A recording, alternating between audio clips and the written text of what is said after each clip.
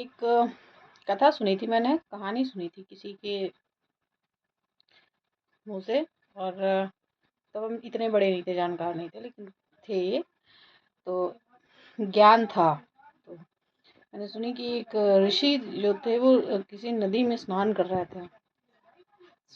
थे। तो उनको दिखा एक बिच्छू, वो भी कहीं बहता हुआ जा रहा था। तो उन्होंने सोचा कि चलो इसको निकाल दिया जाए, निकाल दें। और तो उन्होंने क्या किया कि अपनी हथेली में बह रहा है तो निकाल दें। तो उन्होंने अपनी हथेली में उस बिच्छू को ले लिया। तो बिच्छू का जो स्वभाव होता है सबको पता है, क्या करता है, डंक मारता है।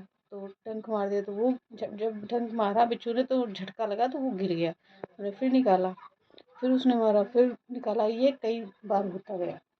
तो वहाँ पे एक और लोग थे जो वहाँ पे देख रहे थे। तो उन्होंने पूछा कि मुनि जी, बाबा जी, ये आप क्या कर रहे हैं? बिच्छू है, मत निकालो इसको, ये आपको बार बार काट रहा है, डंक मार रहा है। तो और आप उसको बार बार निकाल रहे हो, आपको कितनी तकलीफ हो रही होगी। उसी हाथ से आप बार बार पकड़ रहे हो, उसी हाथ से वो बार बार मार रहा है। तो ऋषि जी ने, मुनि जी ने बहुत अच्छी बात कही कि जब ये अपना स्वभाव नहीं छोड़ रहा है डंक मारने का, इसका स्वभाव डंक मारना, भाई ये प्रकृति, ये मारेगा, डंक मारेगा, वो क्या प्रॉब्लम है, वो मारेगा। जैसे आप उसको टच करोगे तुरंत उसका जो पीछे का डंक वो तुरंत पड़ेगा, उसमें होता है जाए, वो मारेगा। वो अपना स्वभाव नहीं छोड़ रहा है तो मैं अपना स्वभाव क्यों छोड़ दूँ? मतलब कितनी अच्छी बात है। अगर वो बुराई नहीं छोड़ पा रहा है तो हम अच्छाई क्यों छोड़ दें, है ना। तो बुराई कितनी भी बड़ी हो, कितनी भी प्रबल हो, लेकिन आप अपनी अच्छाई मत छोड़ो, आप अच्छे रहोगे। अब ये सोचो कि अच्छाई का अवार्ड मिलता है, बिल्कुल मिलता है।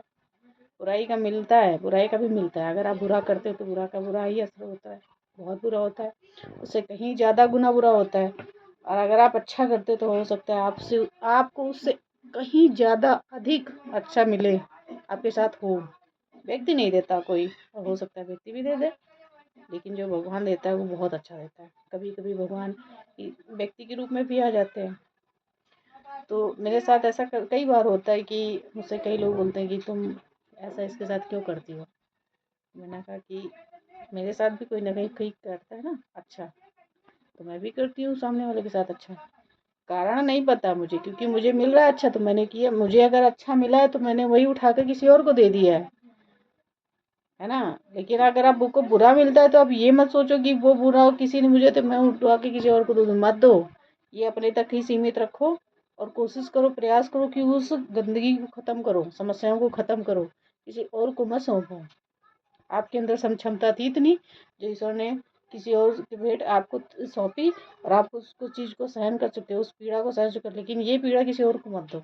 मेरे हिसाब से तो यही मतलब आता है। मैं किसी का ज्ञान नहीं दे रही, मैं अपनी जो मुझे मेरे अंदर जो इतनी भावना थी, मुझे लगा भाई अच्छा करते रहो। अच्छाई इतनी बड़ी हो या इतनी बड़ी होनी चाहिए, अच्छाई होनी चाहिए बस।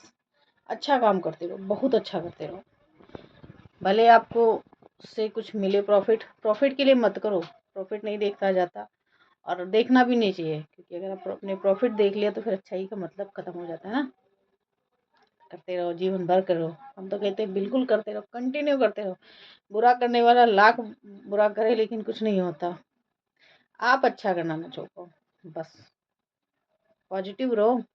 नेगेटिव बहुत है पूरी दुनिया में, न जाने कितने लोग हैं, हर पल हर सेकंड हर आपको टॉर्चर करने के लिए। पॉजिटिव होना कितना महत्वपूर्ण है ये अपने आप में समझो।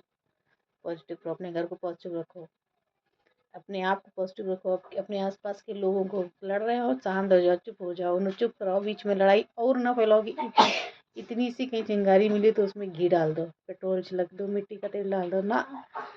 कोशिश करो पानी डालो।